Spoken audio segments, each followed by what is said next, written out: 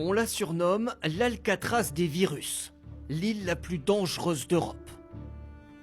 En mer Baltique, des laboratoires ultra protégés sur environ 1 km de long et 400 mètres de large.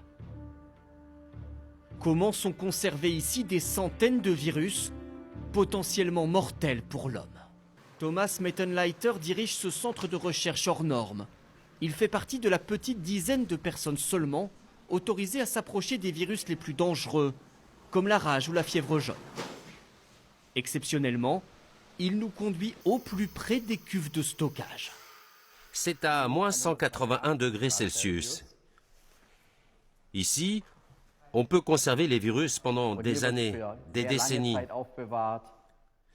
C'est là qu'il y a les bacs de stockage à des températures très basses.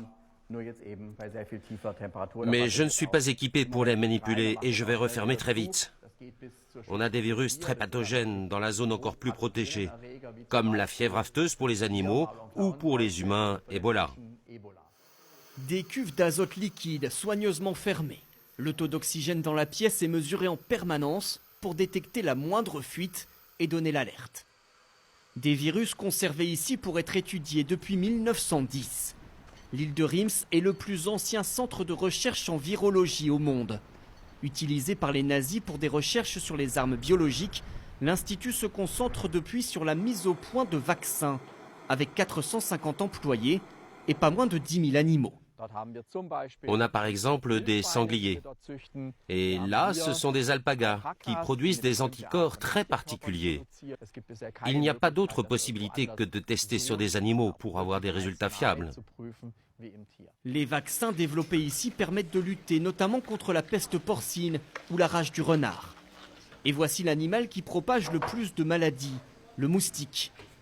Et notamment cette espèce, le moustique tigre.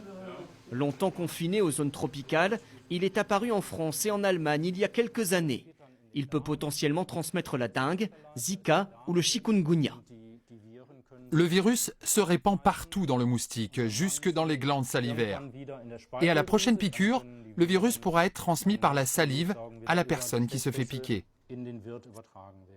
Cette équipe mène donc des tests génétiques, là aussi très sensibles, sur l'ADN des virus eux-mêmes. C'est une étape importante, car ça nous donne des informations pour empêcher leur multiplication et savoir comment les combattre. Des travaux stratégiques. Depuis 2008, l'Allemagne a investi ici environ 300 millions d'euros. Cet institut de recherche unique en Europe étudie chaque mois de nouveaux virus. Il pourrait travailler très bientôt sur le coronavirus apparu en Chine si l'Organisation mondiale de la santé décrète officiellement l'état de pandémie, c'est-à-dire une épidémie à l'échelle de la planète.